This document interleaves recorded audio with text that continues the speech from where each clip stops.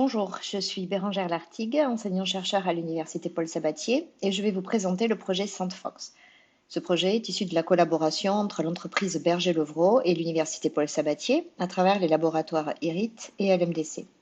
Plusieurs personnes travaillent sur ce projet et leurs noms sont listés ici.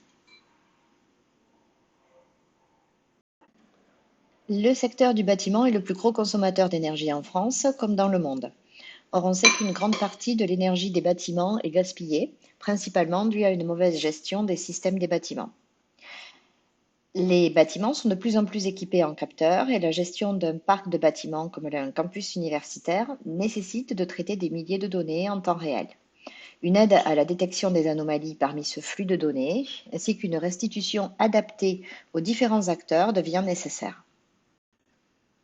Des logiciels sont actuellement installés dans les bâtiments pour la gestion des flux de données. Ils sont généralement bien adaptés au big data. Cependant, ils ne sont pas dotés d'une intelligence artificielle permettant la détection des anomalies parmi ce flux de données.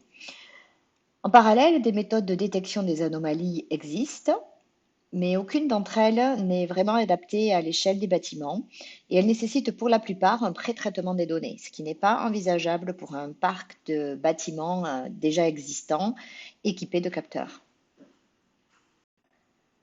Le verrou scientifique auquel nous nous attaquons est donc de détecter automatiquement des anomalies. Tout d'abord, notre définition d'une anomalie est qu'il s'agit d'un événement indésirable pour un expert humain. Ceci est différent d'un événement rare, qui est plus facilement identifiable. Voici les critères que nous nous sommes fixés pour ce système de détection des anomalies. Afin de détecter des événements indésirables, il doit être entraîné avec un expert humain.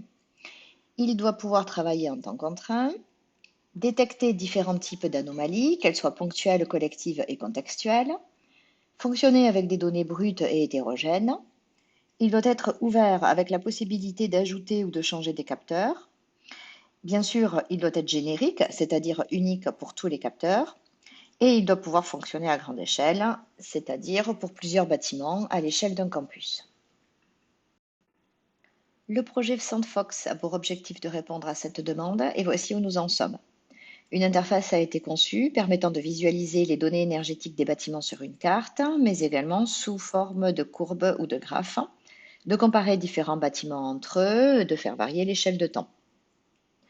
Le système de détection des anomalies, quant à lui, est basé sur la méthode des multi-agents adaptatifs. Il apprend en continu avec le feedback d'un expert, comme on l'a dit. Jusqu'ici, nous avons prouvé la robustesse du système face à des données bruitées des capteurs, sa capacité à détecter différents types d'anomalies, des données glissantes, ainsi que le passage à l'échelle. Il reste à implémenter la détection de différents comportements tels que les jours de la semaine et les week-ends et les saisons été et hiver, le cas des données manquantes qui est très courant en pratique, mettre en place le système d'alerte sur le tableau de bord et enfin appliquer le système aux données réelles du campus. N'hésitez pas à nous contacter si vous avez des questions.